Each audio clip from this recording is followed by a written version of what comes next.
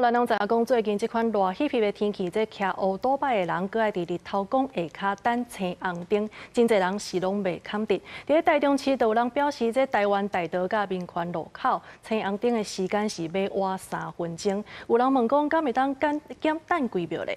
这市府是表示讲，犹阁爱坚持。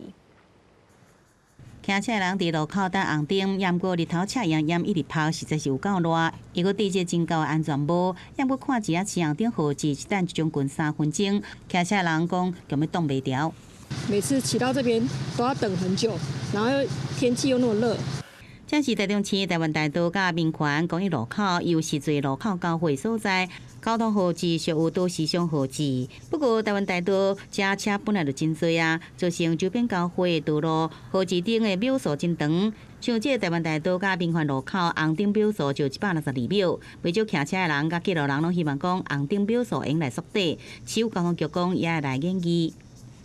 将持续观察长周期路口车流的特性、行人穿越需求、道路几何条件干道连锁，评估缩短号志周期或调整红灯秒数可行性。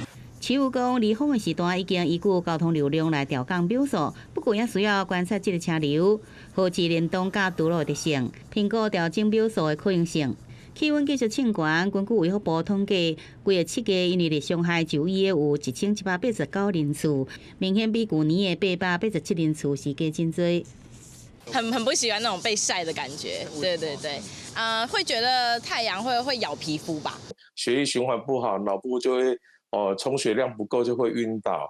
那比较严重的话呢，像热中暑的话，就可能会引起休克或者是甚至引起横纹肌溶解。会有生命危险。医师讲，高温除了对心血管造成危险，若是水啉无够，会造成身体脱水、医疗损伤，甚至造成掉山、热伤害等等，进一步可能有性命危险。必须是除了避免伫日头骹来活动，嘛要定定补充水分甲电解质，减少这风险。记者综合报道。